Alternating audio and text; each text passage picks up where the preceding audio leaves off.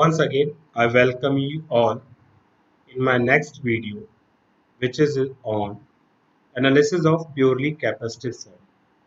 So, after getting idea about purely resistive circuit and purely inductive circuit, in this video, I'm going to discuss purely capacitive circuit, a pure capacitor which is connected with single phase AC supply. So here is the figure where you can see this capacitor capital C is connected with single phase AC supply V naught sine omega t. Okay, so now again we have the voltage expression like V naught sine omega t, and we have this basic voltage current expression I equals to C dV or dt. If you are confusing with this expression, so I am giving you one idea that you know that Q is given by CV, okay, and you know I is dq over dt. So if you simply differentiate Q with respect to time, what you will get C times dV over dt. So this will be your expression for the current, right? So from this I equals to C dV over dt. If you differentiate the voltage over here, substituting V naught sine omega t in place of V, so you will get I naught cos omega t. So I'm writing it directly. You can understood like this, that when you will multiply this, sorry, differentiate this, what will comes out? V naught and from here omega. So when V naught and omega will come outside, then you can write V naught upon 1 upon omega c.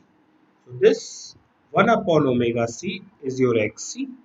So this will be V naught upon xc. When you have V naught upon xc, that term can be written as I1. Okay. So here you see that this xc is 1 upon omega c, and V naught upon xc will give you I1. So hence I naught cos omega. And this cos can further be converted into sine terms. You know, sine 90 plus theta is cos theta. So I'm writing sine omega t plus 90. Pi by 2 is 90, same thing. Okay, so what can I conclude from these expressions? You see that where phase angle of voltage is 0, the phase angle of current is 90.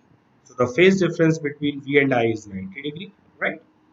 Now, as the phase angle difference between V and I is 90 degree, and you can see here that voltage is having 0 angle and this has plus 90.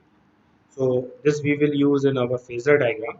So before this, power factor, as you know, the angle between cosine of the angle between V and I, which is 90 degree. So again, your power factor is 0, and hence for purely capacitive circuit also the power factor will be 0.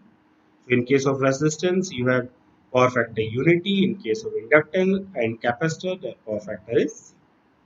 Phasor diagram, if this is the reference line where you have V as a your voltage phasor, then you see plus 90 degree will go in anti-clockwise direction, and your I will come in a leading way with voltage by an angle of 90. So here if I want to write in, as I discussed with you in the last video, that I can write here 0 leading.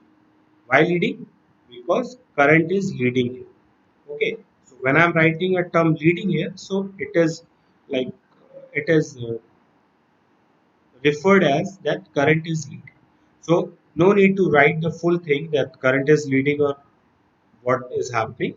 If you're simply writing 0 leading, this means your power factor is 0, and power factor 0 means that you have the angle between V and I is 90 degree, and leading means your current is leading with V. So this is the common practice which is used in our single phase AC analysis, right? And last topic, again the power and average power for pure capacitive circuit. Again, as you know, the voltage expression is given by V naught sine omega t. The current equation is given by I naught sine omega t. You multiply both the things together When you will multiply, you will get the power, which is V naught I naught sine omega t cos omega t. Again, I'm doing the same thing. I'm multiplying with 2 and dividing by 2. When I'm multiplying with 2, so sine omega t cos omega t with 2 means 2 sine omega t cos omega t will give me sine 2 omega t, and V naught I naught upon 2. I will split 2 in root 2 and root 2. So V naught upon root 2 will give me V. I naught upon root 2 will give me I. So this will be the value for instantaneous power for pure capacitive circuit. Again, for getting the average power, I will take the average of Vi sine 2 omega t, and sine 2 omega t average value is 0, Vi constant.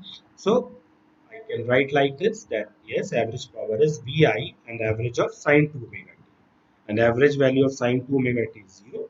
So we got the result that average power for pure capacitive circuit is 0. So I hope the concepts with the purely capacitive circuit is also clear to you. We started with the circuit diagram of purely capacitive circuit. Then we wrote the voltage expression.